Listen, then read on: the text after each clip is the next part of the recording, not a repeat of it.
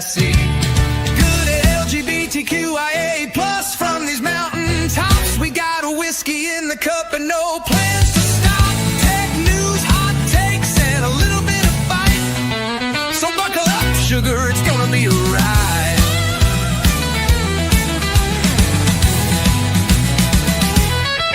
Well, the mountain bears, turn up the sound. If you ain't ready, better leave this town. We're big, bold, and breaking the mold. So grab a drink and let's let it unfold.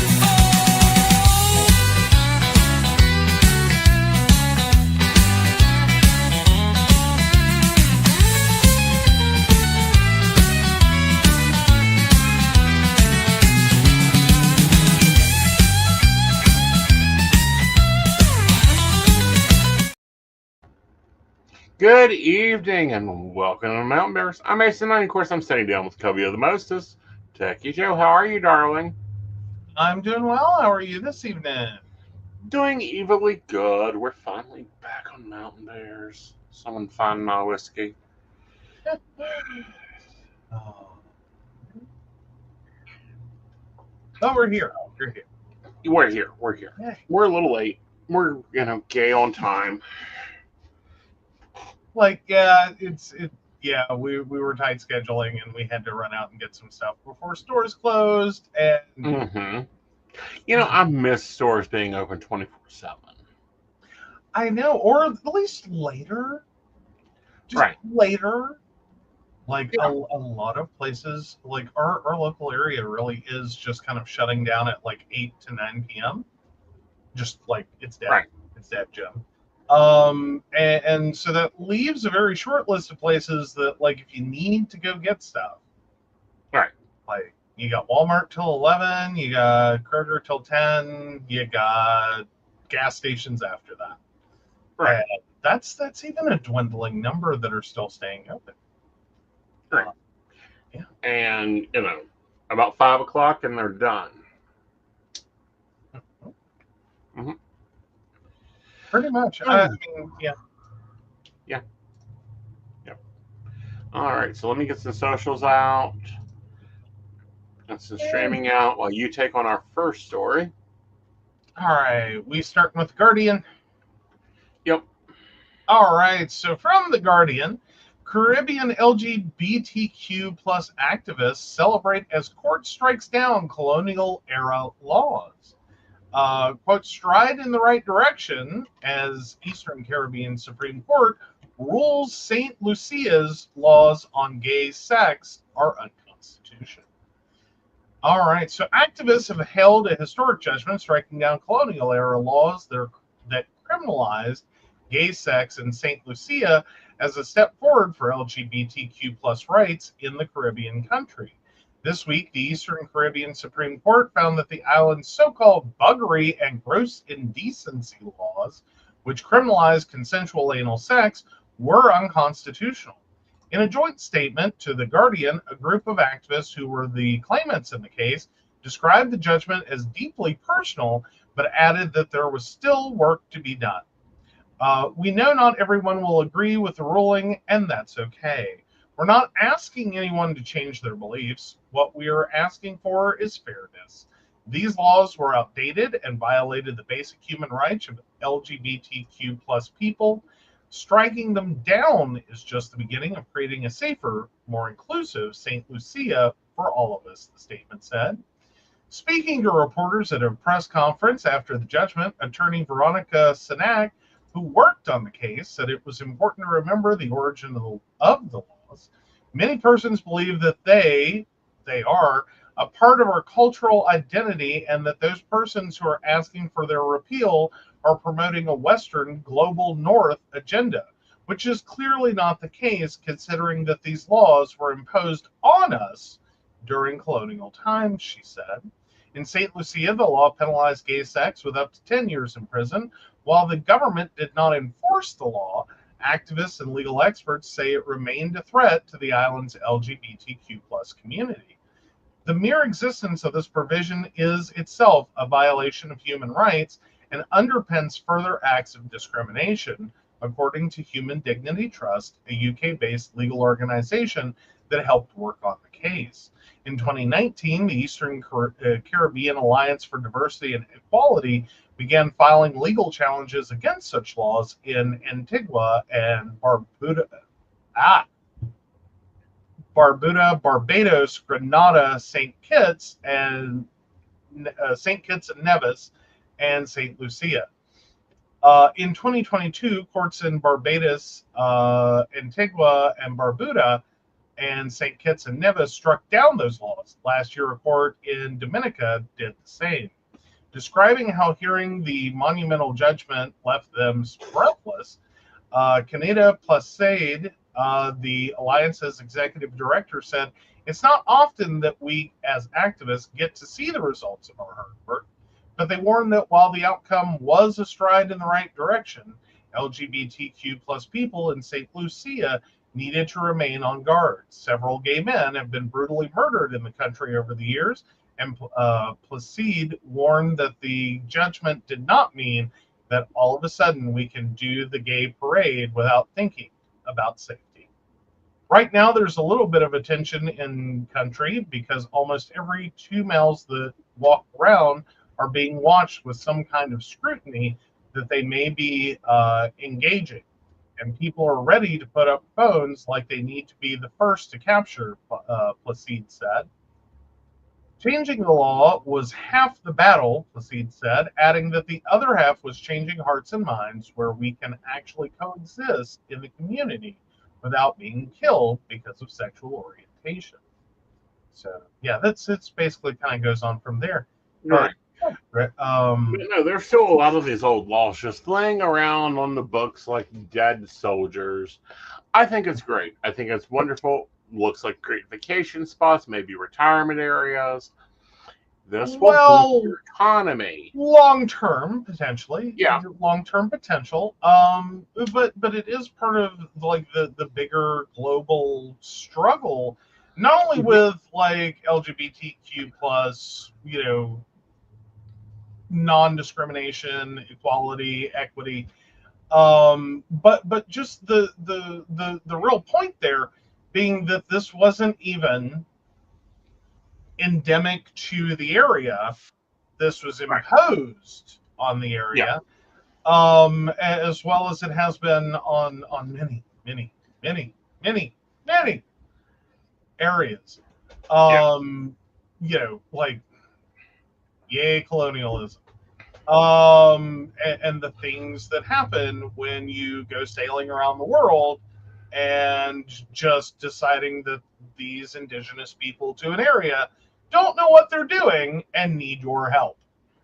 Well, not only that, but how laws are forgotten on the books.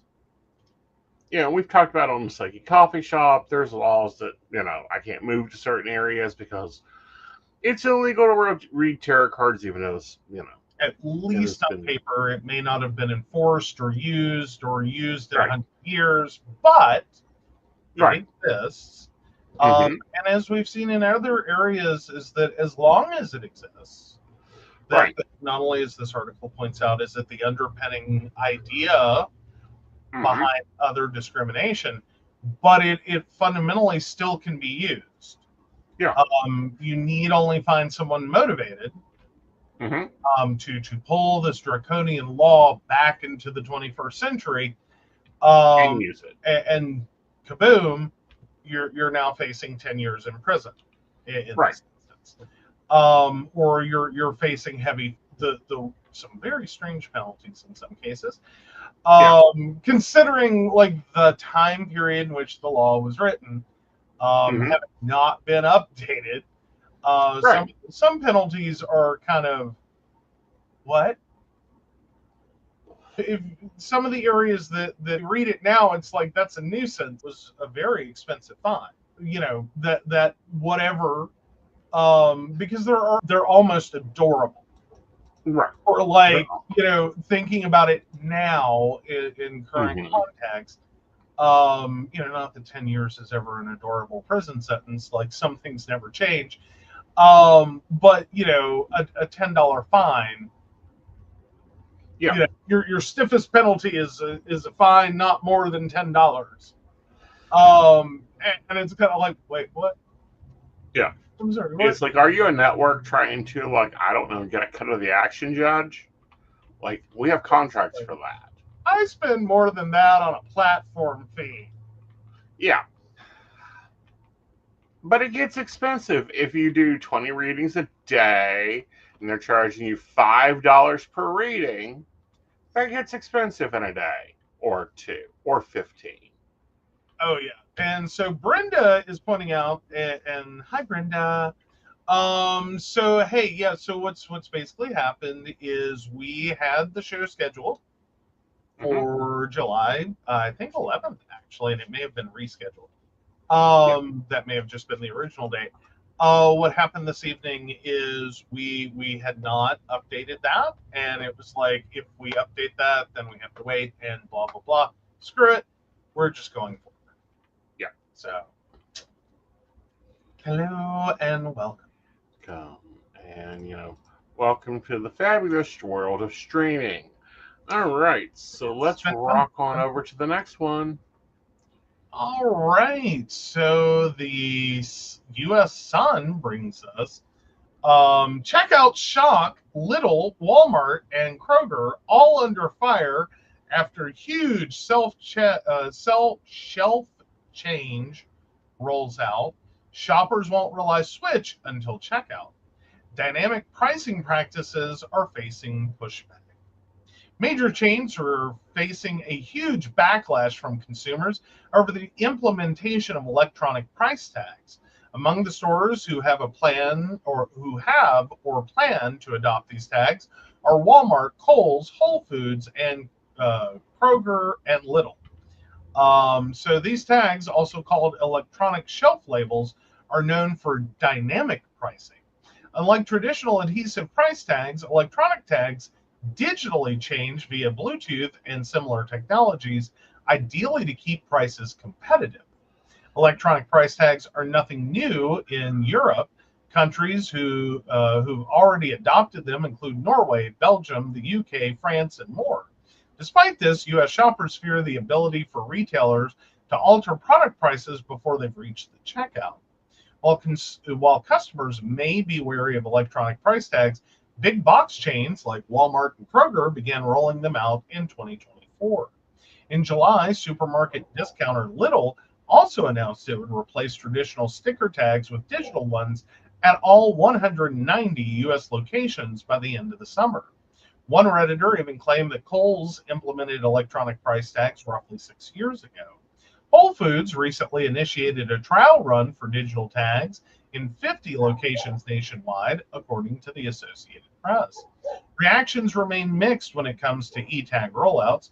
According to a 2024 survey, 53% of Americans seem convinced that electronic price tags could lead to profiteering for Forbes. That said, at least 34% of respondents reacted positively to the change. Fear from opponents of the dynamic pricing model have led to comparisons to rideshare companies like Uber, which are known for price surging. Backlash against Kroger's e-tags led to talk of an investigation into the matter by Senator Elizabeth Warren and former Senator Bob Casey in 2024. Even so, a number of experts have pointed out considerable positives. Most notable is that electronic price tags are considerably eco-friendly as they eschew paper stick-ons and thereby reduce mass waste. Others have pointed out that abandoning paper stick-on tags for electronic ones also frees up a considerable amount of time for employees, allowing them to focus on more important tasks. Like it or not, it looks like electronic price tags are coming for U.S. stateside and likely here to stay. I think it's good. I also think this will be great for them to have, like, manager special, quick and easy. Mm-hmm. It is an option there. While I like, of course, we all see the abuse potential. There's like, especially currently with so many things, Uber treatment of surge pricing, including like what was it, the New York, Ah, the toll pricing. Mm-hmm. Yeah. Um. Yeah. That was like there's some things that I can sort of understand. Mm-hmm. And I can see benefits even when there are not typically benefits. And that it does kind of become a problem to have a, like, for instance, in New York, a choking bottleneck every day at the same time. Right. And if you get some people to go, look, you can spend extra to hurry up and get home, Right. or you can hang out for a little while, Right. go see a show, have dinner, Right. walk around the park. Mm-hmm. Like, if you're going to pay extra anyway, Make it useful. get a hot dog, sit in a park. Yeah. Like, there's worse ways to spend your time. Yeah. But fundamentally, it does become this very awkward thing to be cognizant of if you have to leave work Right. on time. You have Mm-hmm. to get home on time. Right. That it's going to cost you. It's going to Yeah. cost you a lot. It's a very expensive differential, especially in the New York pricing. So we are kind of all getting very wary of this idea of, oh yeah, let's make it easier to price gouge.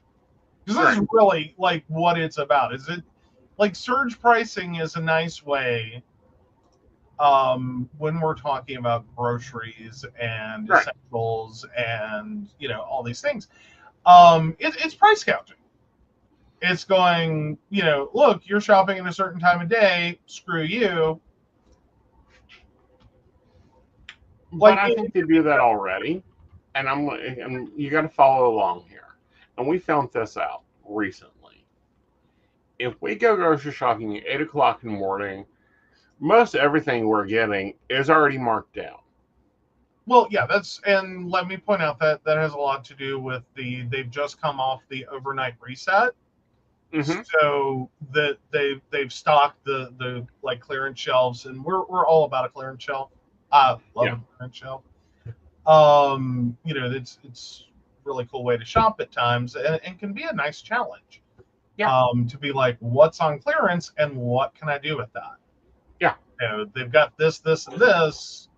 How would I make a meal with those three seemingly disconnected things? Right. And would it be any good?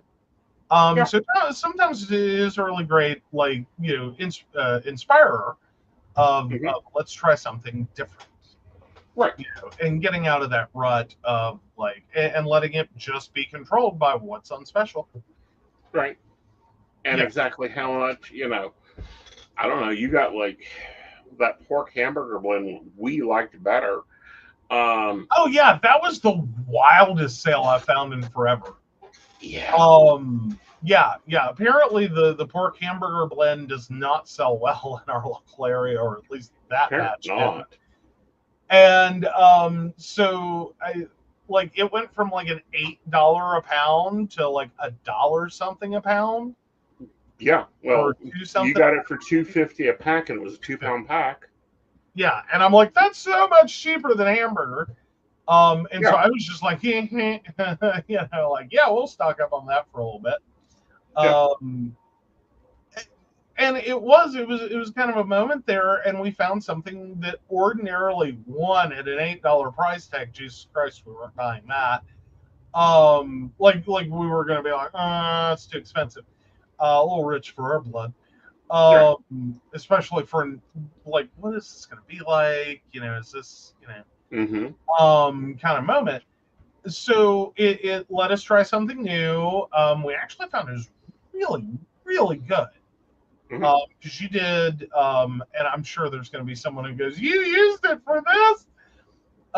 We ended up doing Manwich and Takami.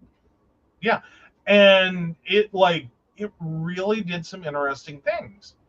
And it took flavor much easier, so I didn't have to use as much too. Yeah. Like it was It was nice. It was a very nice thing. So one, we may reconsider, like, well, maybe it might be a little every once in a while worth the $8. Right. Definitely going to be worth it the next time we see it on sale.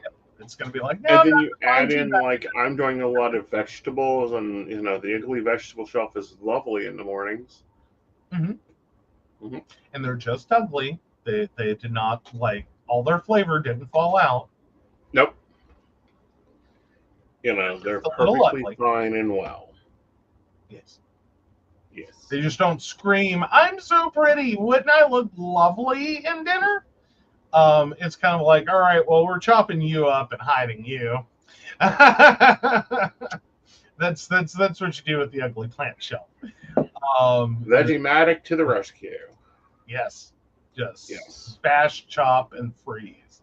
Yeah, so they're technically already doing this, and people don't even realize it. It's like right now, and people are just loving this deal of buy two, get two. But when you look at the price tag, it's the price of two. Like it's not a sale. People think it is. It really isn't. Well, and I've kind of noticed that on some things that price jumped. Because we kind of ran into that earlier this evening. Like we bought 2 lamps for the bedroom, and they were $14 total. Because they're usually $14 a piece. Right. And it's like, okay, Dollar General, slow your roll. They're cute lamps. They're cute lamps. They're cute lamps for $7. They're not $14 lamps. They are not $20 of cute. Right. Like there was nothing about that lamp that was ever going to hit me as being worth $14 a piece. Right. At $7, I'm like, okay, that seems reasonable.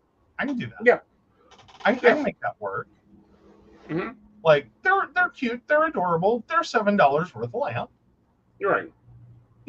Like if something happens to them, I'm not gonna cry over it. Preferably not. You know what I mean? Yeah. Like and that's a reality. We have a cat. Yeah. Crap happens. So yeah, it's like, but $28, $14 a lamp. Yeah, I'm gonna be mad. Well, and they'd have to be something a little bit more than wooden, in my opinion. Yeah, because they're not survivor lamps. Can I just say, I don't like it. Some of y'all remember this from the '90s, the oh my god survivor lamp that was so popular. It was just this monstrosic table lamp from hell. Well, you needed them to knock bandits in the head. I like, it's interesting having the theory of we're going to use a stand your ground law to cover you in case someone breaks in and you hit them with a lamp. Because or an ex-husband or a current husband, knock them over the head and move on. But these were survivor lamps. You could knock them off of about anything. The amount of wear and tear those lamps would take. There are people that still have them. They show up. They show up at the Dollar General, at Goodwill frequently. Yeah. You can't kill them. Like, you pretty much have to go to the top of a very tall building and drop them. Can we also talk about this a moment? The 1970s wood frame furniture, like it just looked like 2x6. Oh God, yes, the chair most indestructible furniture on the planet. Yes, you can't kill it. You can't kill it. You can't hurt it. Mm-hmm. You can't damage it. It pretty much has to go through a fire. That's debatable because that shit was covered with asbestos. I am quite sure of that. It had to have been. But anyhow, like, we bought a couch, let's say less than a year ago. We're now looking for another couch. Yes. And that's one, those pieces were hardwood. Yes. Which is a big distinction. Like they were very industrial, like they were a very industrial construction. In terms of it was functional. It was pretty if you're into that kind of thing. Right. Most of us are not. I will. Like a lot of people are, but functionally, they're Mhm. indestructible. You can't kill them. Right. There's no hope. Yeah. Like you need a chainsaw. You're not going to throw it at, like, good luck hoping it's going to fall off the back of a truck in a move and die. Yeah. It doesn't. You may destroy a car, as in the car that it falls out of or the car that hits it, but you're not destroying the chair. Right. It doesn't happen. No, it doesn't. And see, that's the type of furniture I miss. Like, I remember having a desk chair that would not die. I hated the fucker, but it just wouldn't die. So you don't replace it because. And hence why I have this ugly couch analogy. Yeah. You cannot kill ugly things; they just keep going. Right. If it like I warn y'all, if someone offers you a couch or any other piece of furniture, and your first thought when you see it is, "What?" Just let that be someone else's couch or chair or whatever, because I'll tell you now, once you accept it, it is going to be with you for the rest of your life. You will try. You will try. Right. To destroy it. You will get excited at the idea of it may have been destroyed. It will survive. Right. War, plague, fire, famine, you name it, it will survive. Right. A train could go through your house. That chair will survive. That couch will survive. Right. Against all odds. Yep. Like it has been specially anointed to survive. It is the designated survivor of all tragic events. Right. Like it is the thing with if you hate it, there is an inverse to this. Is if this is the most awesome, wonderful, amazing thing you have ever seen, and you just take my money, right? It will get destroyed. Yeah, it will get destroyed. If you every have time. prepared for it, if you have dreamed and drooled and thought about it and planned it, and it is amazing and wonderful and awesome to you, it will get destroyed. It will get destroyed. I know, but at the same time, it's like, can we get back to when furniture was made to last? Like your grandparents will, your grandchildren's grandchildren will inherit this furniture for their college dorm. Like, I remember buying furniture because I was tired of seeing the furniture. Well, you know, a few things go into that. One, common manufacturing around the world, globally almost, has turned strongly towards the idea that, you know, and mostly this is born out of, I believe, washing machines and refrigerators. We made, in like the 1940s and 50s, the most indestructible, like this is where Maytag got its name and its reputation. We made some of the most indestructible washers, dryers, and refrigerators that have ever seen the light of day. And we kept doing that. And there's a problem when you make something that will just last. Okay. It's really hard to stay in business and only ever sell someone one. Yeah, there's a lot of people that need one. I mean, it works great for morticians and funeral directors who sell you a casket and a plot and a, you know, that works great for the buy once Mm-hmm. use forever.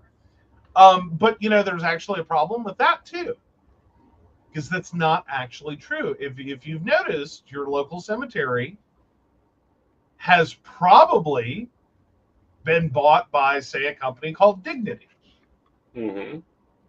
because the math didn't math. Right. The plan for the long-term maintenance and upkeep of the cemetery didn't Right. really math out right. Right. So yeah, like the functionally, and I know like maybe 2 to 3 years is way too short, Right. way too short. Um, but ultimately, what we're trying to avoid is the fact that a company goes out of business because their product is too good. You Yeah. only need one, because you end up with the cemetery problem. Mmm. A bottle of Crown and Saws are all gets rid of Saws industrial. all. See, you got to add in the divorce, Brenda. I don't know. I've seen some of those chairs that could have broken a Sawzall. Like, I'm pretty sure some of them got made and then turned into petrified wood in the course of their life. Possibly. Because the war, plague, fire, famine that they survived. I think Right. some of them petrified. Right. Like, it's insane. I know. I miss them. The rockers were the most comfortable ever. Those definitely were.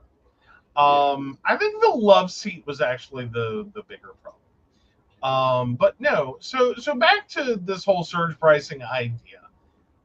So we have this idea that like, with the ability to change price on demand, Mm-hmm. that inherently we're going to abuse the ability to change price. And I don't think that's a wrong suspicion to have. I really don't. I think that's legit. Mm-hmm. I'm sorry, it's legit. I think there's a lot of benefits to it, just across the board. And I think that this is where we have to get ready for the idea that Got to do the other thing too, which is take advantage of them every time. if they start doing this and they're losing sales, Mm-hmm. they're gonna stop doing that. Yeah, and they'll stop doing it quickly. Like, $15 eggs need to stay on a shelf. Yes. If a dozen eggs is $15, you don't buy them. No. Like, Use we all applesauce. have to It's a get better on board with substitute. the idea.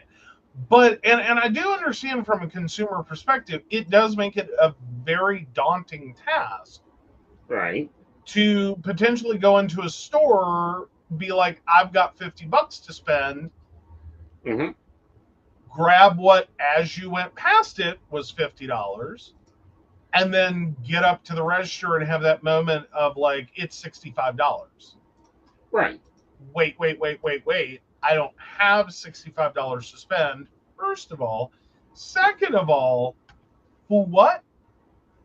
Yeah. And I think the real fear is that it's going to be more nefarious price changes. Mm-hmm. Like, if your eggs jump from like, $3 to 15, Mm-hmm. you're going to notice. Oh yeah. But if your eggs go from 315 to 325, Right. are you necessarily going to catch that 10-cent difference? Yes. You know what I mean? Like, will most consumers, other than they're sitting here like, I thought this was going to be less. Mm-hmm. And like, the numbers look close.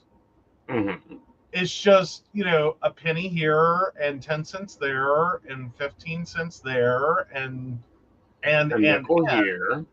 Yeah, if you're talking about a standard grocery cart worth of food, that becomes really hard to track without just walking through the store, like, click for every item that you go to buy. Well, and the other thing here is I think this is going to push people to shop online and just drive in to pick up their groceries. I mean, because it's already costing you time and energy and money to walk through a store. Well, and talking about 100 years of grossing, of being a grocer. Yeah. You know what I mean? Like, or the 100 year of like 100 year, like 360 on buying groceries. We started in this dry goods greengrocer kind of concept, Hmm. and you didn't go through a store with a shopping cart. You had a list and you gave it to a clerk who prepared your order. Yeah. We have now returned to you prepare a list Hmm. And your grocer and you gets your pick up order. your order, or you have it delivered to your door. It's an interesting kind of like Yeah. 100 year cycle that this is where we've come back to. That big giant supermarkets took out your dry grocers and greengrocers, Hmm. and at least in the U.S. Like they caught on, go buy your own groceries, you'll go through the store, you'll pick up your stuff, and then someone will ring it all up for you. And you will select it and you will know what you're getting and you won't get shorted because you are the one in control. This was the push for Right. supermarkets. And it's all in one place, and you don't have to make multiple trips. You don't have to go by the butcher and the deli and the baker and because there were a lot of things that dry goods didn't cover. So you Right. had a line of stores down the street that you had to go to. Hmm. And so the supermarket concept was supposed to be a really great, nifty time saver. Hmm.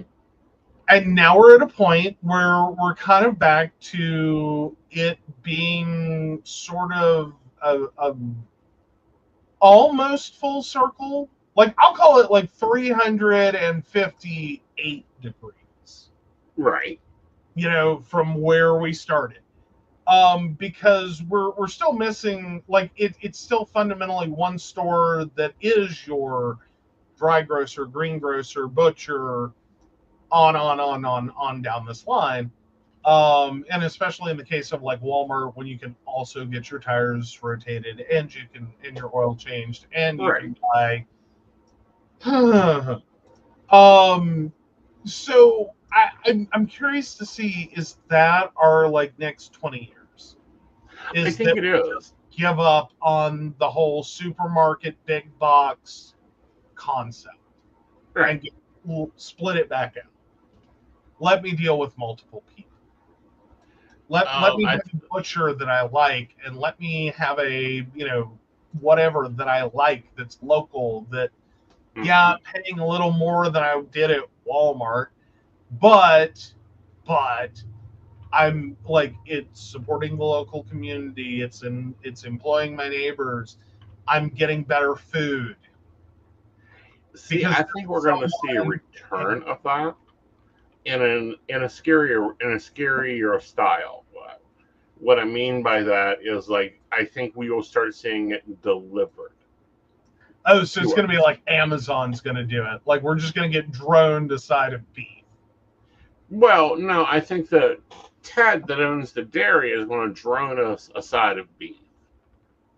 Oh, farmed table for the household. Yeah, Interesting. That I- could be fun. yeah. I think it'll be interesting to say the least. But I think I well, yeah, it's definitely. I'm curious if that's the trajectory we're now on. Right.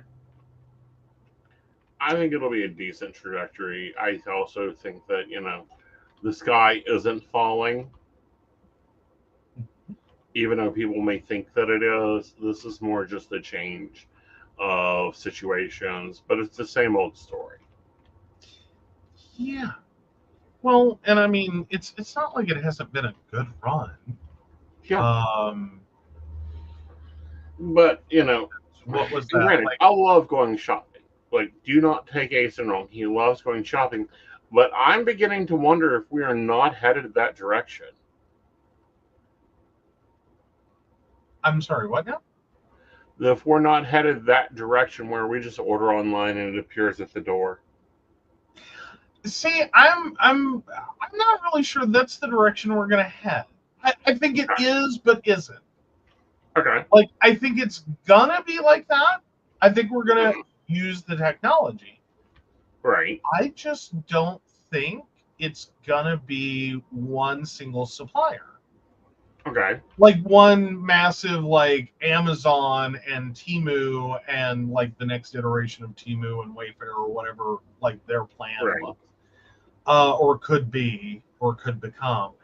I don't think that's going to be it. I think we're just going to like full stop the massive retail. Oh yeah.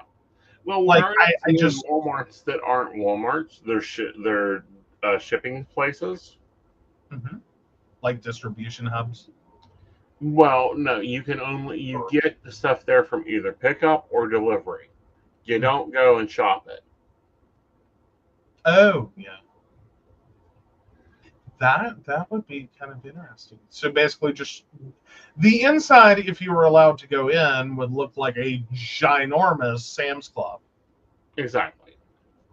And pack it like sardines. We don't have to care about how it looks. You don't shop here. Exactly. Pull up here.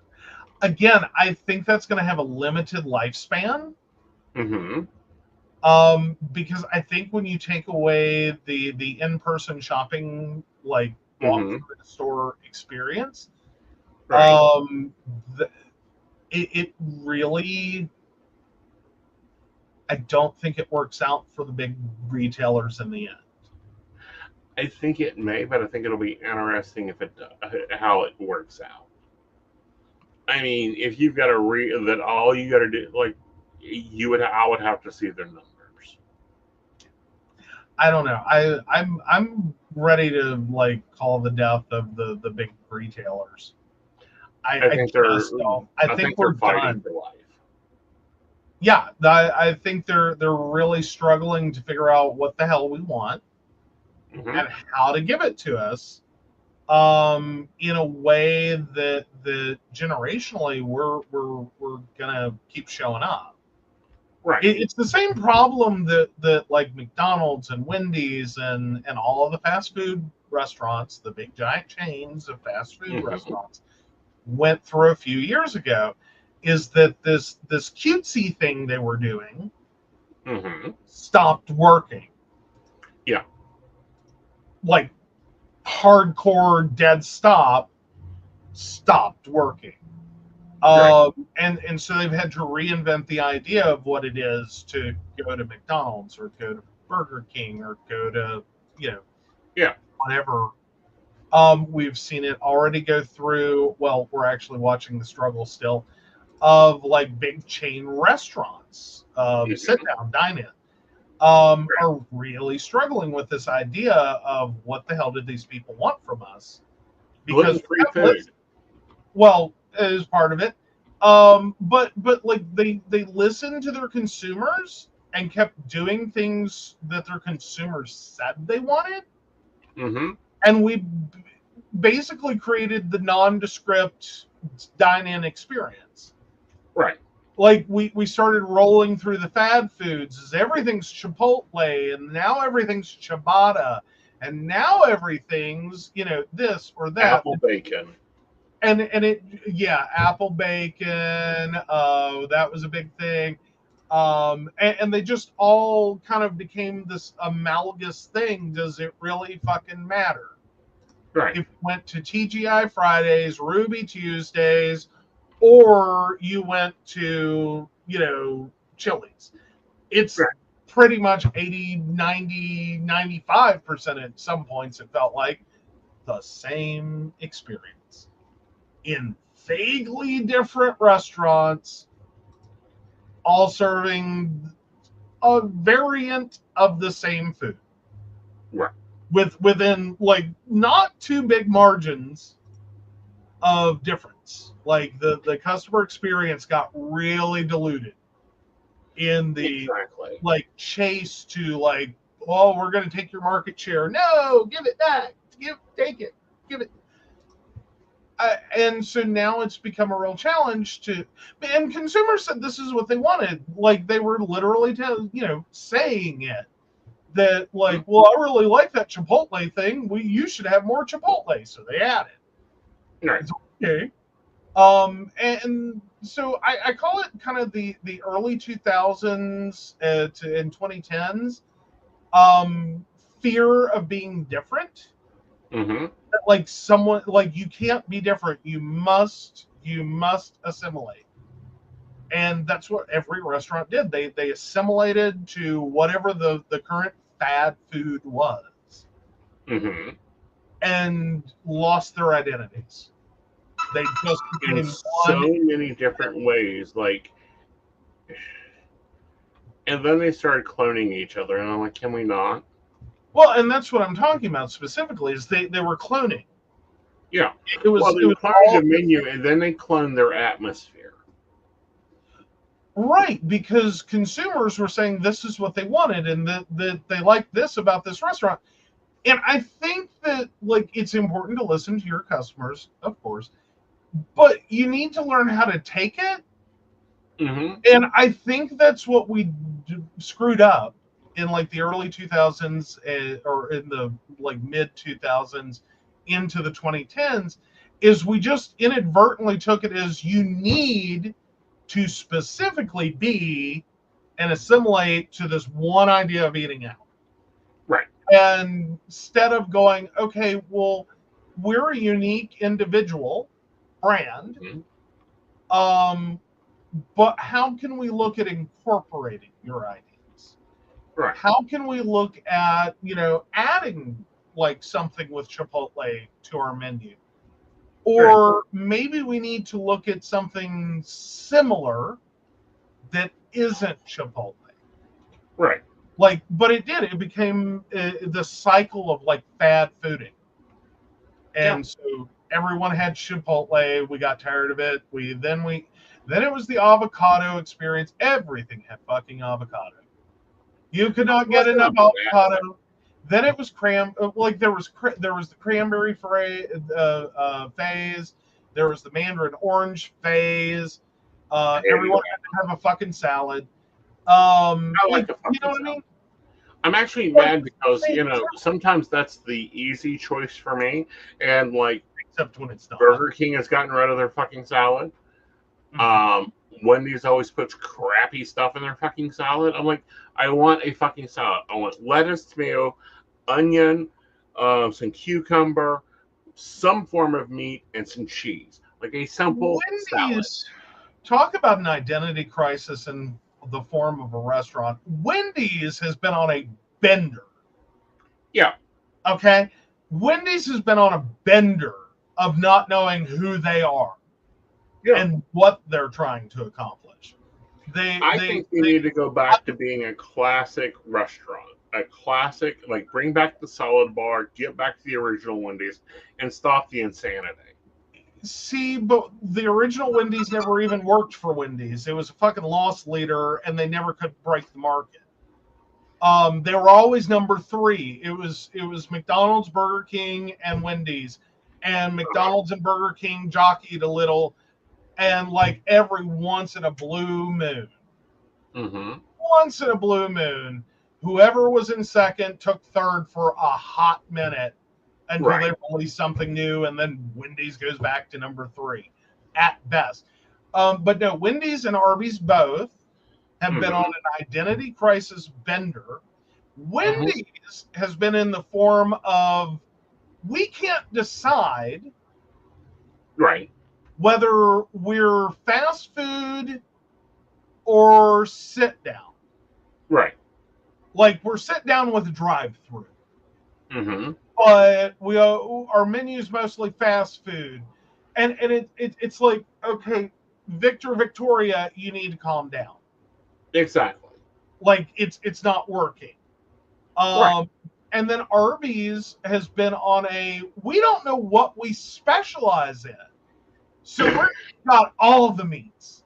You want a meat? We've got meat. Do you want like what animal do you want to eat today? We'll even throw some together for you. Right. Like animals that normally are not in the same sandwich, we'll do it. Give us 5 minutes.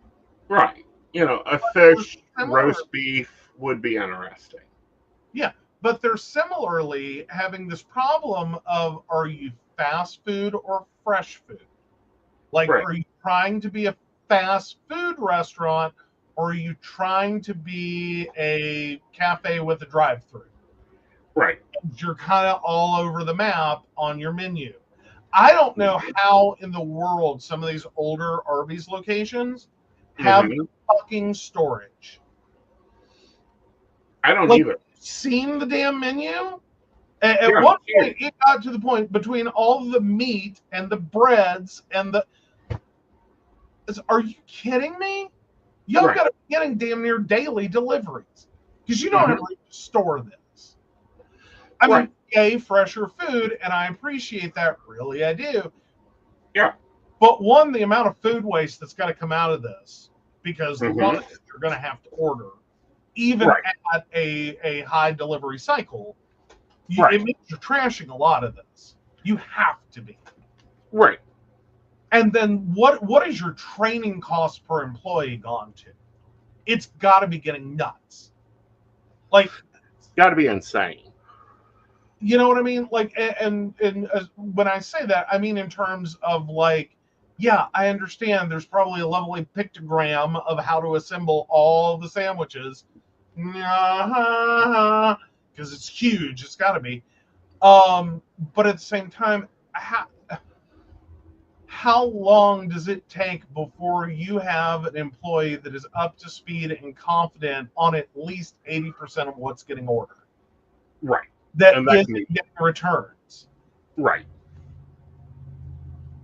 And is it worth it? It's got to be astronomical. Yeah. I'm surprised they've not done an Arby's pizza yet. You know what? It's another meat. Don't challenge them. It would be interesting. If so, if they get gluten-free in a pizza, they might become our new restaurant. Good luck with that. I don't think. And again, that's also an issue, an evolving issue, that a lot of restaurants, like fast food, dine-in, whatever it is, really don't seem to be paying attention to yet. And I understand it. There was this original idea that yes, you had people who had celiacs and people who were gluten intolerant, but then you went through this weird era where everyone on a diet was suddenly gluten intolerant. Right. And it's like, yeah, I can't have gluten, and then you order shit with gluten, and people are like, what? Yeah, well, I can have a little. No, you can't. No, you're not gluten intolerant. That's like, do you not understand? Right. Like, you can't have a little gluten and be gluten intolerant. It doesn't work. It's a choice. Right. What I mean is at that point you have chosen to eschew away your gluten intolerance if you actually are. Right. And pay the penalties, which are pretty steep. Right. For having this gluten thing. Like, people who are lactose intolerant make more sense. Right. You know what I mean? Like, lactose intolerance clears itself reasonably faster. Right. Than gluten intolerance. Like, they're not the same thing. Similar symptoms. Lots of gastric distress, lots of horrible bathroom experiences that are sudden, urgent, and completely out of control. Right. But with the lactose intolerance, that's you're gonna have a rough 12 hours. Right. For most people. I'm not lactose intolerant. Someone who is may have better insight. But what I'm getting at is, from the people that I've known that have been lactose intolerant, is the worst of it is over within 12 hours. Oh, if only.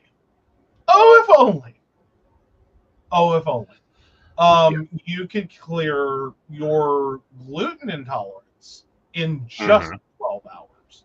Yeah, try 2 weeks. Yeah, it's not the same thing. So if you are gluten intolerant, this is not like being lactose intolerant, where sometimes you go, you know what, fuck it, I need a milkshake. Right. And my weekend's gonna suck. That's kind of your lactose intolerant. Like, well, I shouldn't do this. It's a bad idea.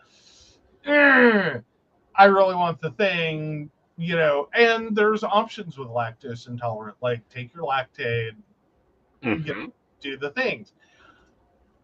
There are no options with gluten intolerance and gluten sensitivity. There are no options there other than points. And trying to make that, like, I don't even know what at this point would be on your list of I'm going to eat that, and I know what comes next. I know where this is going to go. My next 2 weeks are going to suck. There isn't. You know what I mean? Like, vastly different concepts there. Vastly different ideas. It's been quite interesting having the nephew. But no, I think that in that regard, for restaurants at least, like, it's a whole missing market that is only going to grow. Right. And I think if you're doing anything still in the follow the fad kind of mindset, is like, why don't you follow the reality? Yeah. That and I do think it is especially interesting, whether it is just the awareness is becoming higher, or if it is straight up that we have done something, which gluten sensitivity and gluten intolerance are becoming part of that, that we have done something to our food over the last however many years of food science that has made this a problem. Yeah, because the numbers are great. But the weirdest restaurant, you would not expect it to embrace this. Bob Evans. They're down with the gluten intolerance.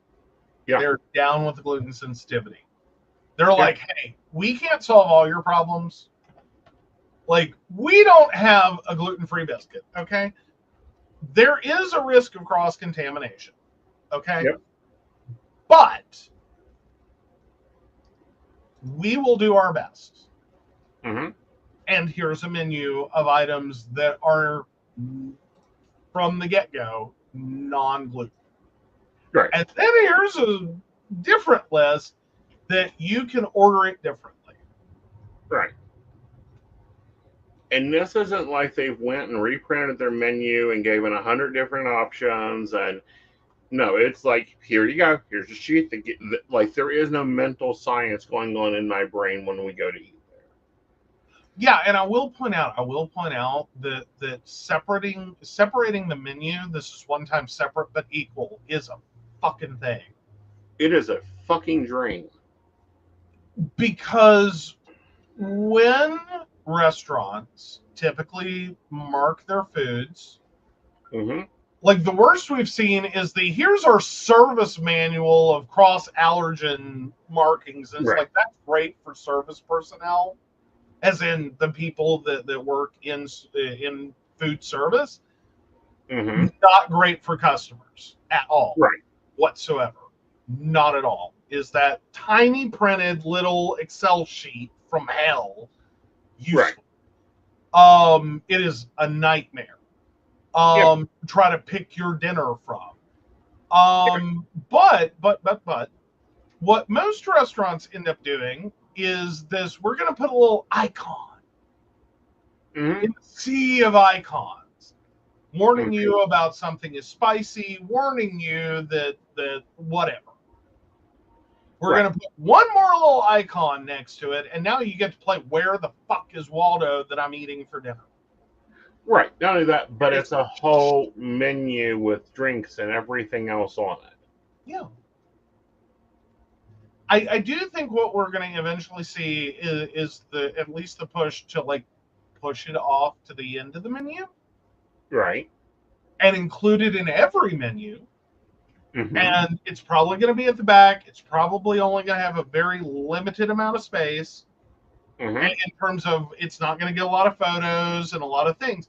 But it will referentially, like you can go look at what it looks like. But it is going to become part of the standard menu in its own section with all the options. Right. Sort of like, so to speak, a kid's menu. Right. And that would be perfectly fine. Like, I would be happy with that, but which is it? It's Applebee's. Like, they just recently added the icons. Mm-hmm. Mm-hmm. But, like, tonight you went to Chinese. Tiny, and I'm like, tiny, I'm not going there. Tiny little red dot. Yeah. With even smaller, tiny, microscopic GS written inside of it in white. Right. And you have to play Where's Waldo? Right. What can I eat? Where's Waldo? Right. And meanwhile, you're looking through the whole menu. You're seeing things that are like, God, that looks good. Right. And then you have to go find it and then go, is it? No, I can't have it. Right. And then it's like a horrible game of Go Fish, Where's Waldo? Right. Like, it's not just that you have to find Waldo. Right. It's that you have to keep, like, pulling things that are not Waldo out and going, go fish.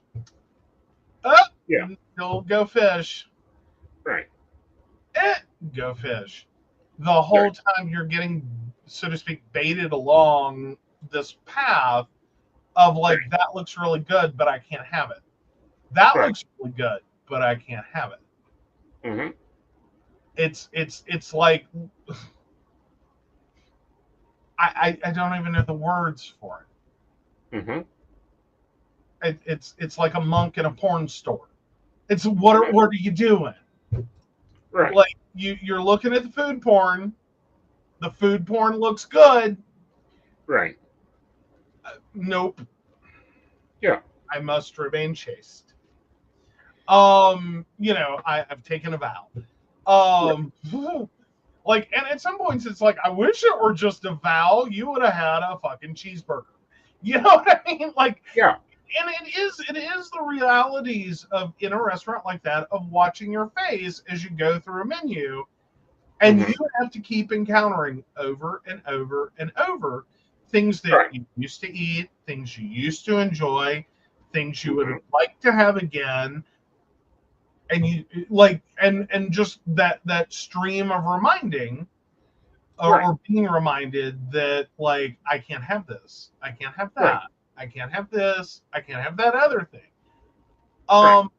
And so I will point out from a partner perspective, like, kind of having things that can be a go-to, and trying to steer that so that, and it's what I've started to do, and I don't know, maybe you don't appreciate it.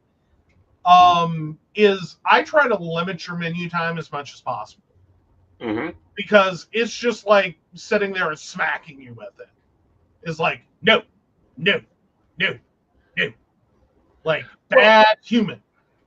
Yeah, and if you haven't noticed, I already know what I want normally when I go into the restaurant, because I'm doing the pre-research. Right. Well, but it's still like you put the pretty pictures in front of someone, they're gonna look at the pretty pictures. Right. And so I do try to, like, I've started to kind of already know, like, okay, we're going to, like, Applebee's.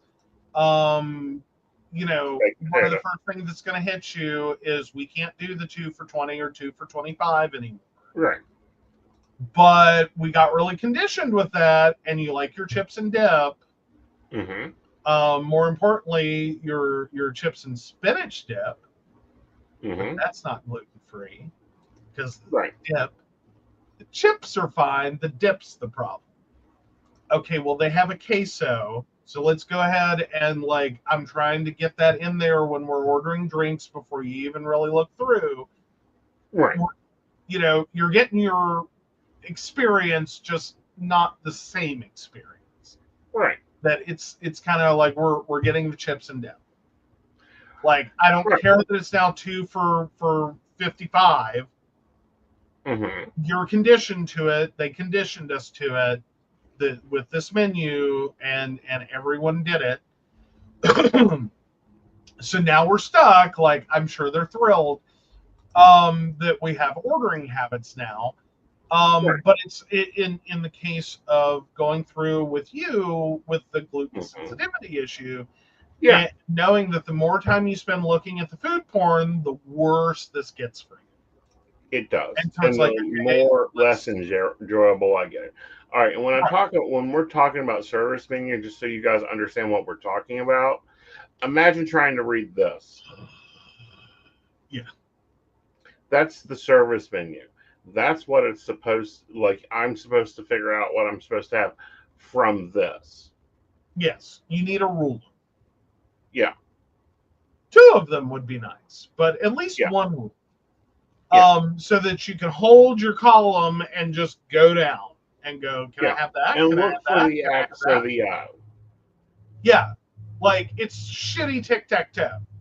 Yeah. And this technically is meant for staff to reference to answer a specific item question. Right. Is the shrimp gluten-free? Mm-hmm. Well, this shrimp is, but this shrimp isn't. Mm-hmm. You can have the unbreaded chicken on the cold bar, Mm-hmm. or the unbreaded shrimp on the cold bar. You cannot have the breaded shrimp on the hot bar. Right. But this is based on freaking ingredients. Like, literally, it doesn't list the entree. Like, Oh, wow. the Grand Slam. This is their burger, their bun, their fry, their every You can have the ingredient. burger, but oh yeah, well, and this is the worst version of it. Yeah. Now there's a typically what we see is the 1-up version. Yeah. Which is, at least it's the entree as it comes. Right. And sometimes it will break down. Mm-hmm. So you can see, okay, well, if I want to get it gluten-free, what do I have to give up? Right. Or is that an option? Right. You know, like they tend to, for the more straightforward things, are like, duh, it's obvious where the problem is. It's a hamburger, it's the bun. They don't typically break it down. But for some items, I've noticed, like, and I think Cracker Barrel, don't quote me on that, but I think Cracker Barrel is one that relies heavily on their food service, their nutritional information print out, spiral bound. And it's a nightmare. Like, it is one giant. It's not even pretty format. But they rely heavily on it for any, like, they just hand it to you, like, we don't know, figure it out. Right. Good luck. And it's pages, just page after page after page after page. But I think it's the one that breaks it down on some items where it may not be incredibly clear. Right. And it's component based. Right. Like, where, and again, it's a game of Find Waldo. Where's the gluten, and how much is that going to change the experience if I ordered this without that? Right. Or is this even an option? Like, how many things are a component of this that have gluten? And so what do I get left with? Lettuce? Mm-hmm. A tomato? You know what I mean? Like, right. Okay, that's not a meal. That's just random vegetables on a plate. That's nowhere near a hamburger. That's nowhere near. And again, I'm not saying that's specifically the case with what options you would have at Cracker Barrel. I'm just saying that's where they tend to break it out, is like, it may be doable or it may not, but it's not clear. Right. Like, again, with a hamburger, it's usually pretty clear where the problem is. Not always. There are sometimes yeah, that's what I was getting ready to say, and even that is sometimes misleading. Right. Because then you start finding out what all do some restaurants add to their hamburger. Mhm. What all is in the bacon that you would want on your bacon cheeseburger? Does Right. the cheese have gluten? Mhm. And so again, it can sometimes be that, the simple solution, Mhm. like you were talking about, like if you wanted to go to Shoney's, Mhm. well, you could do the salad bar, and it's like, No. pause, throw it in reverse.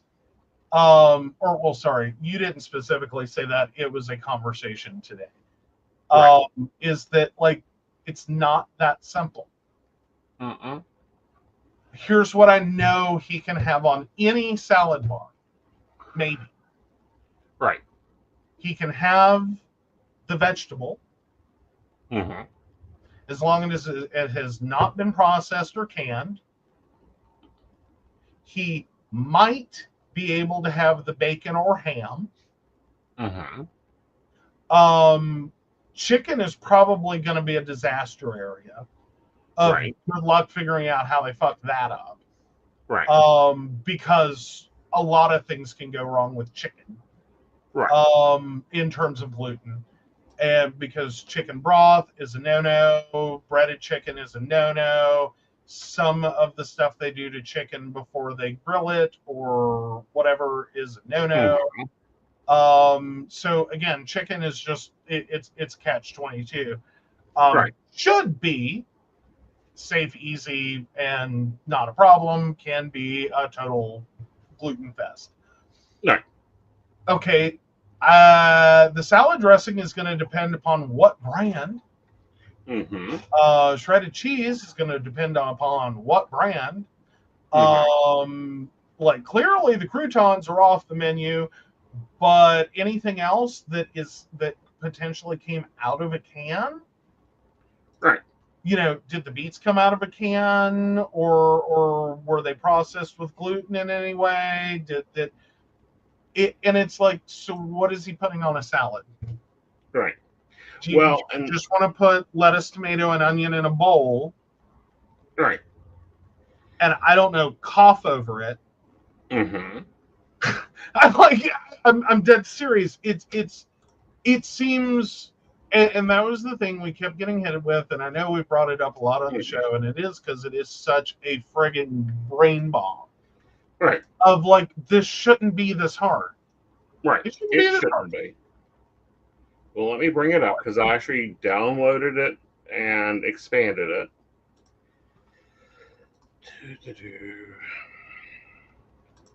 Because no, I can't do their salad bar. Because something on their salad, their garden salad, Mhm. has um,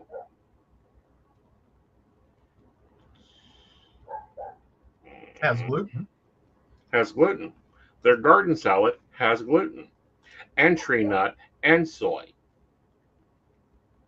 and then it becomes: is it actually, or is Yeah. it may have come in contact with? So we just put the blanket on there and went, "Don't sue us." And that's become the newest problem. Mm-hmm. Is so many foods are processed and manufactured, like their manufacturing process, their processing is handled by so few places Mm-hmm. that are not even gonna Right. start trying Right. to sluice it out. Right. So they just go, nope, Yeah. we're As just, you see, garden salad, no protein or salad dressing, soy, wheat. Mhm. A garden salad has soy and wheat on it. How? The Cobb salad has soy on it. And we're just going to assume that soy has wheat in it. We're just going to assume that Wheat means gluten. Soy means gluten. Yeah. So I can't do their salad bar. Entrees, chicken with cucumber, cranberry relish, blackened. Well, the new one doesn't even have entree order yet. Like the things that they have put wheat on and marked wheat on here, it's like, no. Yeah. No, I can't go there. Yeah. And by the way, this is at 300%. Yeah. Well, and it's not even. Yeah, I know, right? They're always tiny. They're always super tiny materials. Right. We apparently you cannot be gluten sensitive and low vision. Right. That's just not a thing. Right. You would think baked potato sour cream, we have them all the time. Can't do it at Shoney's. And there's wheat in it. It's got to be in the sour cream. Maybe. Again, we don't know what they're doing to their baked potato. Yeah.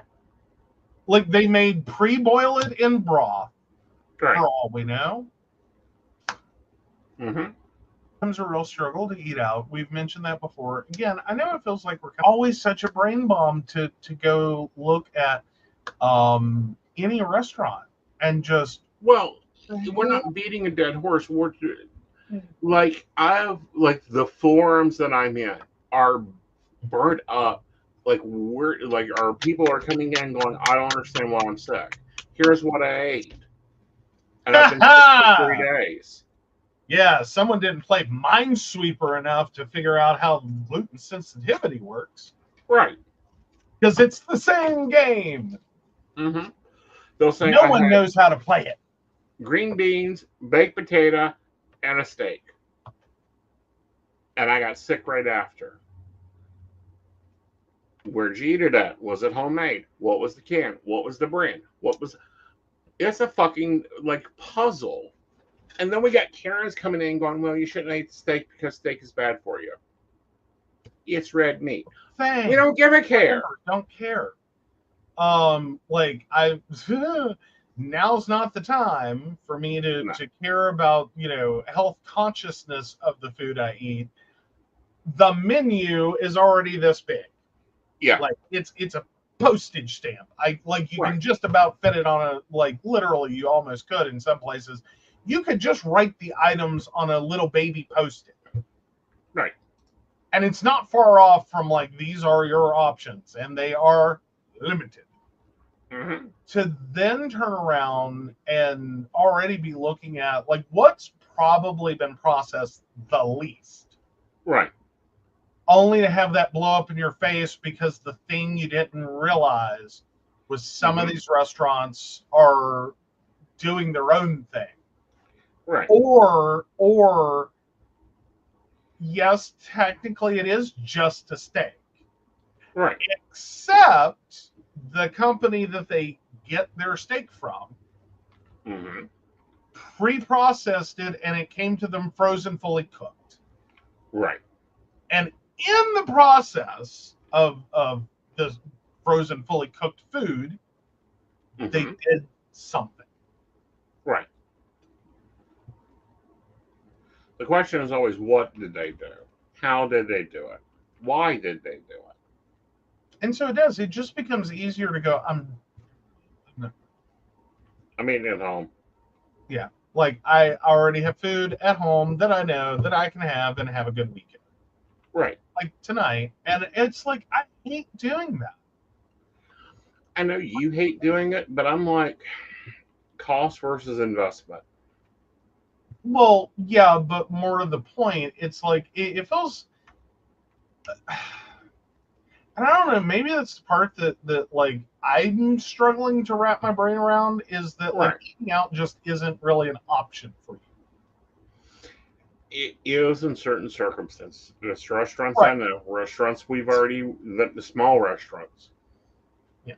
Restaurants that already have an item that I don't have to go through mental torture of sitting there and going, can't have it, possibly can't have it, don't want it. I just kind of keep having this moment, like if you don't go sit at the lunch counter, then you're never going to get served. Right. You know what I mean? Like if people with gluten sensitivities and celiacs and allergies to eggs and dairy and Mm-hmm. all of the things don't show up at the Mm-hmm. lunch counter trying to order food, Right. then these restaurants don't even know that they have a problem. Right. It's some random factoid in tiny print stapled to a wall. Right. And it's irrelevant to them. They don't care. You're not their Mhm. customer. You didn't show up. They don't know to care. Right. And I And- understand that. Yeah. Well, I just wonder how much of it kind of becomes a circle. Right. That, you know, and maybe it's just a wrong thought for me because I haven't really worked in food service. Mm-hmm. Doesn't it kind of annoy food service people if you come in, sit down at a table, and you can literally order nothing? Right. Like, this is a hospitality-based industry. Right. It's about the guest experience. It's about the, you know, everyone comes in, everyone gets service, everyone, you know, comes together, has a great time. It's experience-based. Is it not problematic for like at least the manager, maybe not your day-to-day staff, your wait staff and your cooks and all that, I get that maybe, Right. but at least your manager of your GM of a restaurant to be walking around and see this person who just has nothing. Yeah. They came in, they sat down, they ordered water, they're seemingly having a great time with their friends, but they order no food, nothing. Right. Not an ounce of food. Well, see, and that's because there is this jaded view that, oh, they're just being cheap. Oh, they're just this. Like, I have heard, oh, they don't order anything, so they don't really matter. And it's like, So even when you show up at the lunch counter, mm-hmm. we're okay with the idea of making you the enemy. Right. Because you're cheap, you're stingy, you didn't want to come here, you're picky, you're whatever. Right. And making it, well, I mean, because granted, the gluten sensitivity or celiacs would be a you problem, but it's Right. also a food service issue. Right. Like, this isn't one restaurant that we've been to that's like, oh, they're really bad for people who have a gluten sensitivity. Right. No one's winning this. Yeah. No one is winning this. Right. No one is showing up, and it is like knocked out of the park. Right. Like, no one is No. managing this. No. How long do managers and food service people just keep going, wow, there's a lot of really cheap, stingy people? They just keep doing it. They've been doing it for 20 years, honey. That's insane.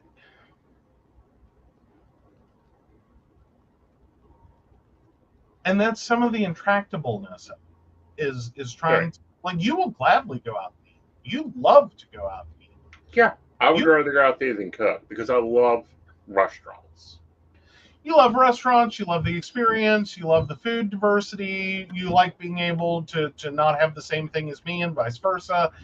Like, all of it. Yeah. And it has been a real struggle to like rip that away from you and just be like, sorry. Yeah. All right. So let's go into, are you an asshole other than most restaurant managers? Oh, ouch, burn. Am I the asshole for refusing to regularly help out at my boyfriend's business in person? My boyfriend is very business driven. He franchised a burger shop a year ago and recently opened a second branch. I wasn't super involved in the first one because business stuff just isn't my thing. I tried helping with his Facebook page, but he was very particular and would get upset if I didn't do things his way, which led to arguments. So I stepped back and just supported him by listening, giving input, and helping online when needed. Now he's asking me to be physically present more often to help with the new branch. The issue is the stores are 30 kilometers away and I don't have a car. I also have a full-time job, so commuting that far regularly is really hard for me. He used to pick me up sometimes, but with how busy he is now, he can't anymore. I want to support him, and I'm okay helping sometimes, but I feel like he's asking too much. Am I being unreasonable? Note, we both have a full-time job. How he manages it all, I don't know, and I'm honestly amazed by it. Edit, not exactly working at his two branches, but helping him manage it, like doing paperwork, stocking up some supplies at those branches, going with him when he does site visits, etc.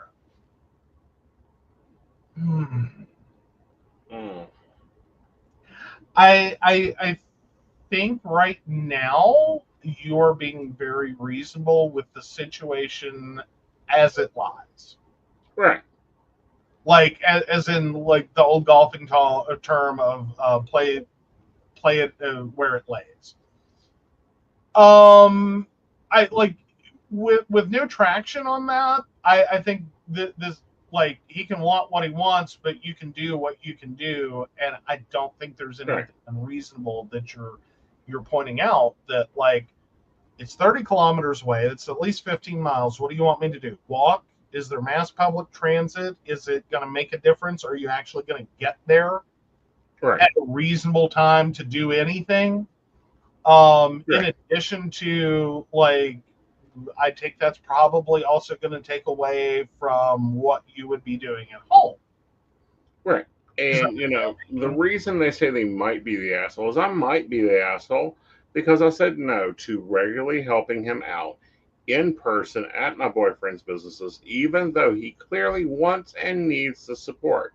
He's been working regularly, really hard, and maybe I should be more willing to be physically present to show that I care and can and support him, even if it's inconvenient for me. I worry that I'm being selfish or unsupportive in a way that could hurt our relationship.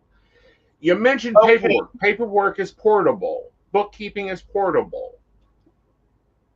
I mean, sometimes it is, sometimes it isn't. If you're talking about, like, taking inventory, for example, that's really kind of in person.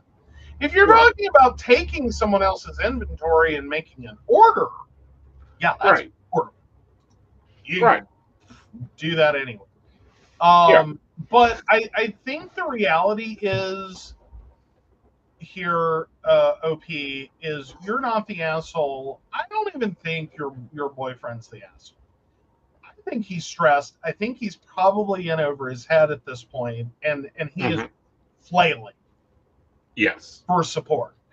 And I think he's looking for support on his terms and what he has worked out that he is willing to accept. And it's like, that's adorable. Because what you're willing to accept is not something you're actually supporting. Right. Like, and what I'm not hearing here is a tie to your support. What I mean by that is this business paying the bills? Obviously not if you're two both in still full-time business modes. Well, and that may have been an option that like to protect themselves financially so that the business money stays in the business until the business is successful enough that it affords. It's early days is what it sounds like. Right. To me. But what I was going to get at is, like, right now, you're sounding like, at best, you're a one-car household. He is clearly the one driving that vehicle, if you even have one. Right. This request didn't come with any kind of, like, foundational. Like, okay, well, how am I getting there? Right. Like, I don't even think OP is unwilling to help, per se. And it's not that you're... I think you said no quickly because you're looking at the ball where it lies. And it's like, how do you want me to do any more? Right. How do you want me to make this work? with the ball where it lies, which is, so you want me to work all day, and then you want me to figure out how to get there, and then you want me to work some more, and then you want me to get home, I'm assuming somehow. Mm-hmm. And maybe you pick me up, or maybe you don't, and maybe that's after you close the other store, and then I have to wait. Right. Because these could be 60 kilometers apart. Because Right. one's 30 minutes or 30 kilometers from home, and the other one's 30 kilometers from home. If they're in slap opposite distances, you're going to be waiting a minute. Yeah. For him to even come pick you up after the other location closes. And he's done his side work and extra work and paperwork and all the other work. Right. So then you're just supposed to hang out there, and then you're going to get home. Mm-hmm. And I will inevitably say, I have this strong suspicion you're the one doing the lion's share at home. Right. The reason that you're amazed by him Mm-hmm. is because you're not taking into consideration what you're already providing as support. Because I don't get a strong feeling he works all day, runs 2 restaurants, comes home and throws in some laundry and loads the dishwasher and cuts the grass and gets the mail and feeds the dog. And I'm not feeling like there's any appreciation for the fact that, like, no, you're already doing things. Right. They're not directly supporting those businesses. Like, specifically, you are not going to this franchise and doing paperwork. Right. But you're why are they not clouding this paperwork? Like, I don't get why they haven't computerized it at best. I have no idea. Like, we don't have enough context to really jump into all the things that could be done differently. Right. I'm just going as it lies, and then Mm-hmm. you've already brought up one more thing. Mm-hmm.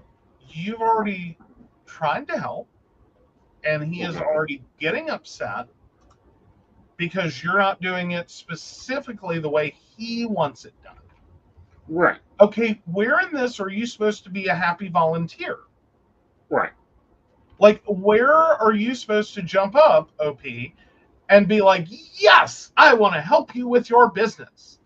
Mm-hmm. When I'm going to go out on a limb and say you've already had the majority lion's share of housework dumped on you, and home maintenance and personal responsibility is all you now. While you're still working, while now he expects you to and work some more. Right. No, it's not a reasonable request. You are being very reasonable at, like, this as it is. Mm-hmm. No, I cannot do anymore. Right. No, I'm not going to volunteer to do more. Right. I'm not giving up my weekends and the few minutes of peace and quiet that I find while doing all the other things to do more things. Right. Totally reasonable. I'm not the asshole. Absolutely not the asshole. Supporting your partner does not mean you have to show up and be present. Yes. Sometimes it's doing the and everything else that allows them to show up and be present. And that's enough. Right. And let's kind of talk through that a moment, because, like, people that don't work together as couples don't get this. Like, you go do the shopping, that gives me an hour additional to work on the network, to take a client, to do whatever. Like, we've came through. Well, let's break some of these things down, because there's a few of them. I take your mother to the doctor. That's 6 hours you can sleep. Right. For most of her doctor's visits, that's at least 6 hours, because it's in the middle of the day. You work nights. Mhm. All right. Certain doctors, that's 9 hours you can sleep or work. Right. Let's see. I take Invisible to work. That's 30 minutes. You're not logged out. Right. Or more importantly, that's 30 minutes. You're starting your day. You're imbibing coffee as hard as coffee will go in you, Right. to get started on your day. Right. Like this is what this is. And no, I did not go in and specifically set up a network to do a thing. Right. Or, talk to his clients or work in Acuity to set up his schedule. Like, I'd also do some of those things. Yeah. But that came in time. Like, you didn't instantly, 2 dates and you're taking over, like, my business management. Well, yeah, because originally, when we got together, you were still doing manual appointments. Mm-hmm. Direct calls to make those appointments and reschedule them, cancel them, do anything you want to with them. Right. That was Invisible, and that was or you, and that was being done all manually. Yeah. Like putting it into Google Calendar, and it is bare bones basics. You're running the payments on the call on a payment processor. It was all manual, and it's like no, like that's not gonna no. I can take a call or two. I can do a couple of things, or we can have a legitimate conversation about software. Right. Why are we even doing this manually? Because clearly it's not working all that great. Right. Because that was a reality at the beginning, is that it was a struggle. To handle all this. It was a beast. It is a lot. Yeah. And especially when you're talking about clients booking a psychic for a reading that is most likely going to happen late evening through midnight and beyond. Do you know when they want to call? Not 8 a.m. Like most of the day. So it means someone has to be on the same schedule as you, or pretty close to it. Yeah. But then you do have people who want to. And like it's nuts. It's like you need something that is available 24/7 whenever the hell a client feels like it. Right. You know what? Like whenever they feel like it, they can go book their appointment. They can go make their payment. And so that's what we set up. And when we're going to stop this, because the reality was, oh yeah, it's a 15-minute appointment. Plus 5 minutes to get through the credit card transaction on a good day. Yeah. On a good call. Or someone ends up getting a 30-minute reading for a 15-minute charge, because while you're trying to enter the credit card, they're also continuing to talk to you, and you're struggling to get the credit card information to process the payment to end the phone call. Right. Stop the insanity. Why are you giving away free services? Right.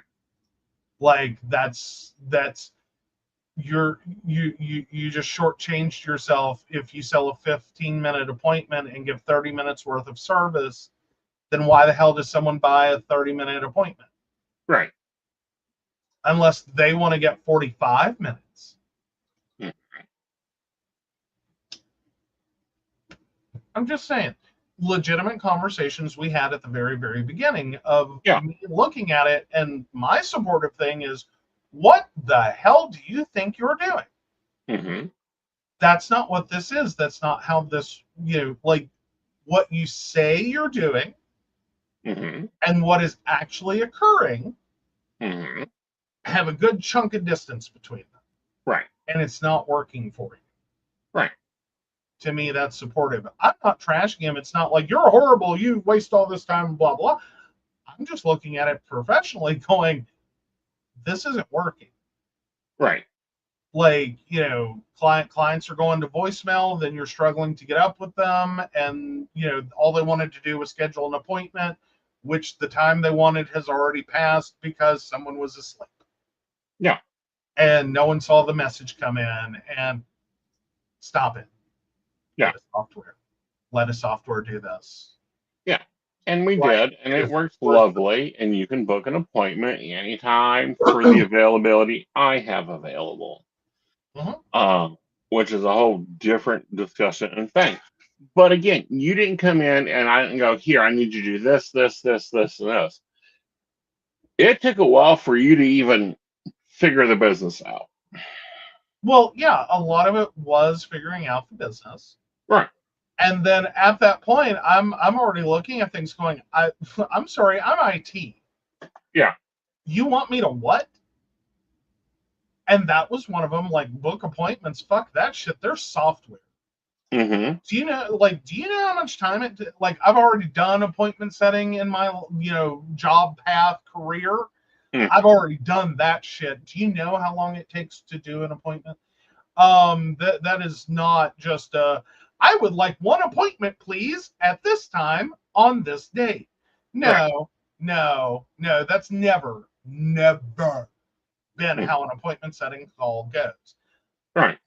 It is not a 5-minute process. No. It is inevitably gonna take longer, or even longer still, depending upon any number of variables. Right. Is there anything available? What's going on with scheduling?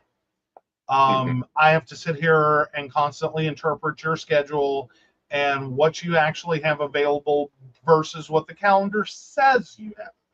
Right. And because, again, I did this as a work study student all the way through college, well, through most of college. He came with high references. Yeah, because I'm good at it, and I don't just slap people in slots. Right. Not care if that works for them or you or what that's going to turn into. Versus, like, my coworkers when I was doing this, because I was an undergrad work study assistant. All my coworkers were graduate work study office assistants, meaning they're in the graduate school program. Right. And most of them found the job beneath them, and most didn't make an effort, and didn't really care. And so they're not processing things like, if the service provider does not walk through the office door until 9:30 a.m. and you book her a 9 a.m., a 10 a.m., an 11 a.m., a noon, a 1, a 2, and a 3 o'clock appointment. Oh, by the way, she's a smoker. And this was during the era of not smoking in your office. Oh, yeah, we're already well out of smoke in your office. Nope, we don't do that. You have to leave your office. And so she's a smoker. She's a human being. She doesn't walk through the door until 9:30 at, like, the earliest. So she often gets there at like 9:35. She stays late, or she more than makes her hours. Right. That was never a point of contention for her. But you just back-to-backed her all the way through to like 6 p.m. For someone who, starting at like 9, or the worst case I ever saw, starting at 8, when the office opens. We had a graduate student do this to her. And I'm sitting there looking at the train wreck at 8 o'clock when I get there. Right. I get here at 8 a.m. Like a few minutes before 8. We already have people. Right. What do you mean we already have people? One provider doesn't start her day until 9:30. They can't be for her. One provider does not do mornings, period, whatsoever. And she rarely does appointments. Yeah. Like, she's more of a drop-in person. Right. Okay, why are there this many people? Right. Like, I have 3 people. It is not even 8 a.m. Right. There should never be 3 people unless there is some catastrophic emergency. Right. I go and pull up the scheduling software, and it is a wall of appointments from 8 a.m. until 6 p.m. Mm-hmm. No breaks, no consideration, no lunch. Right. Are you kidding me? Yeah. You can't book someone like that. Right. The software will let you. Mm-hmm. I don't know who is going to be the Nobel Peace Prize winner. Mm-hmm. The scheduling software that thinks like a decent admin. Right. This is a human you're booking appointments with. Right. Be gentle. Like, you know what I mean? Like, they are not a robot. They need bathroom breaks. They need to be able to go smoke. They need to be able to go have lunch. They need to have some flexibility in their day. And you Right. don't want to start someone that isn't here yet. Mm-hmm. And I give that provider credit. They got through their day. They handled everyone's problems. They did it at a breakneck pace. They skipped lunch and barely got a cigarette. Mm-hmm. And it was like, never again does this graduate student book my appointments. Right. Noted. Noted.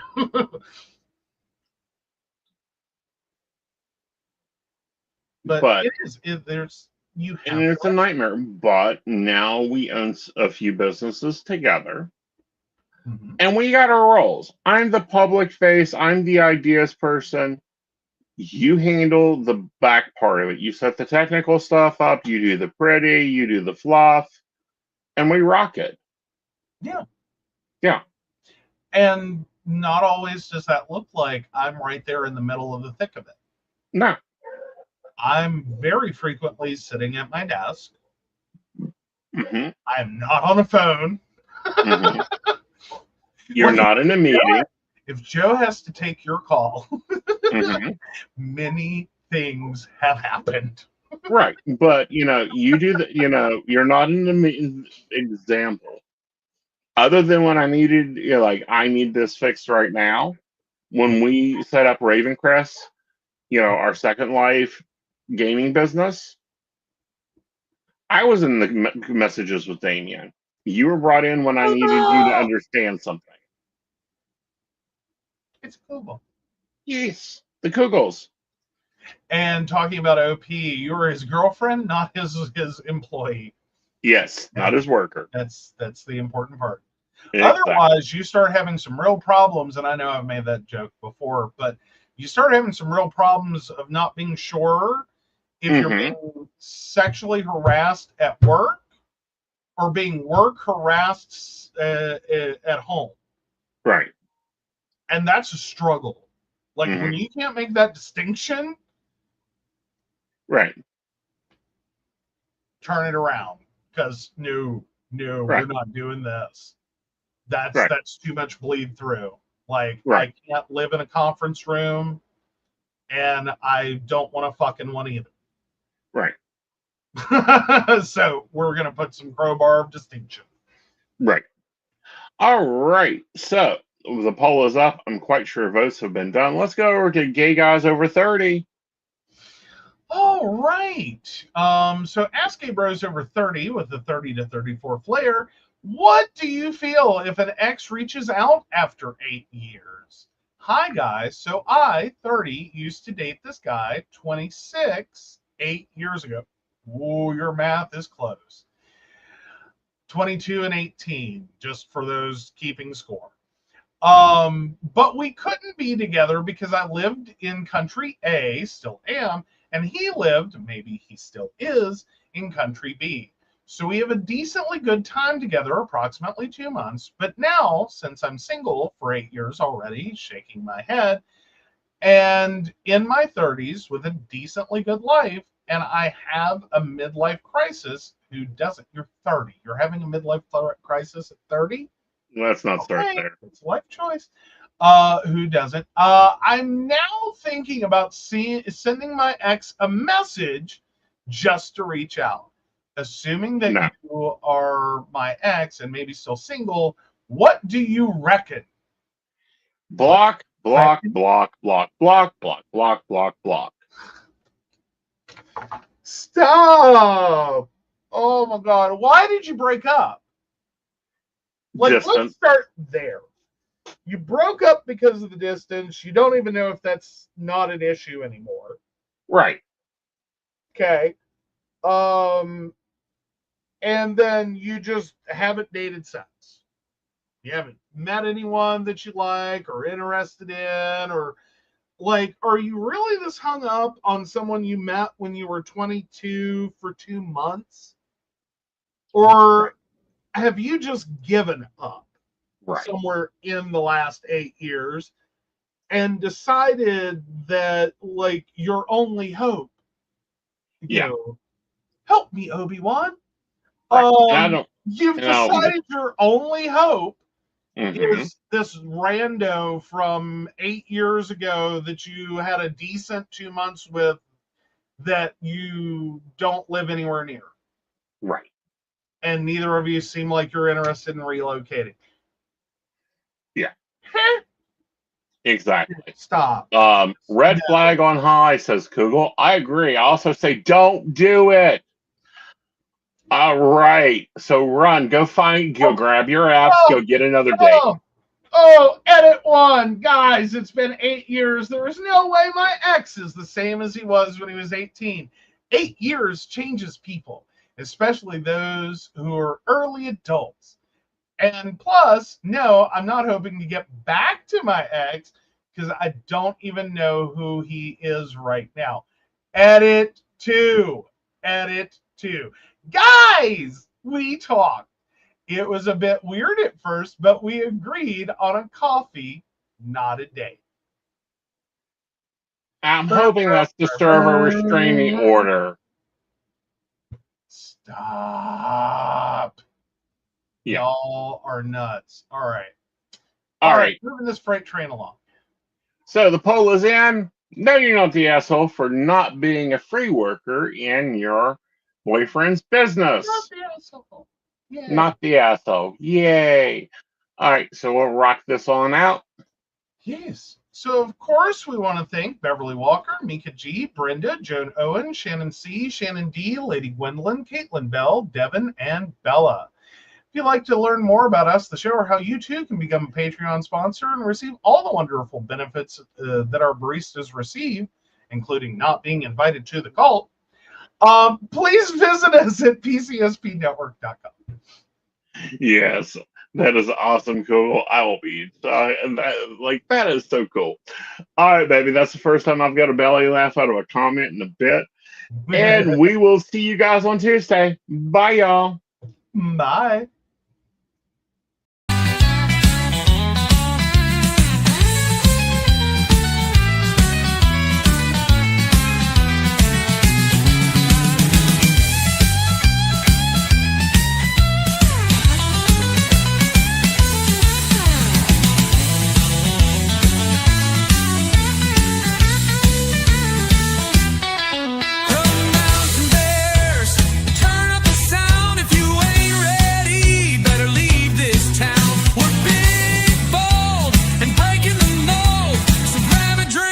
And let's